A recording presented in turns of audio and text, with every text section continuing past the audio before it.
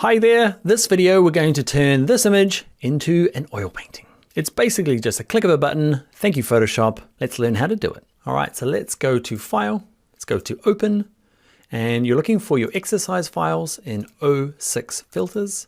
There's one in there called Oil Painting 01.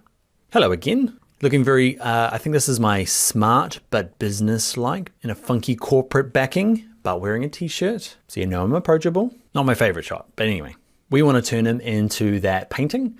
So the reason I show you this is it's quick and easy, and I get asked for it quite a bit, but also it lets us know that in the previous video we went to filter and I showed you that the filter gallery has like all the kind of previews you can go through.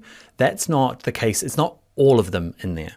They put the ones that they can work in there. For some reason, some of them can't. And we're going to go through the rest of these videos here and show you some of the ones that aren't as part of the filter gallery.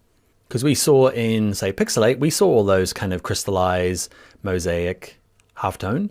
But this one here under Stylize, there's one called Oil Paint that's not part of it. Now, what you might find is if you're using an earlier version of Photoshop, or I think it's the 32-bit Windows versions, I'm not too sure, but some of them just don't have this option. So if yours is not there, there's nothing you can do about it. It's not so much the software, it's that the software doesn't work on your particular machine. If you install that software on a different or newer computer, this thing will appear. It happens with this 3D panel as well.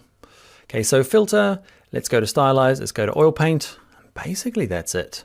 Now it's kind of working through. Now your preview's probably turned off because it is quite stressful on the machine. If yours is, you can kind of just drag this around and work, say, on this face here. Okay, I like to turn the whole on so I can see the whole thing.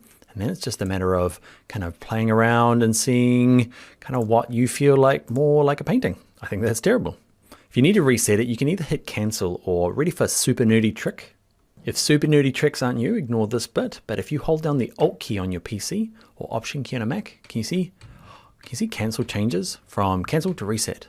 It happens in pretty much all the boxes in Photoshop. If you mess things up, hold down the Alt key on a PC, Option key on a Mac, and you can just reset. Go back to how it kind of opened up. One thing we forgot to do, okay, is I'm going to hit cancel, is we forgot to convert this into a smart object. Okay, so with it selected, go to filter, and there's this one that says convert for smart filters. Smart filters and smart objects are the same thing. Yes, I'm happy with that.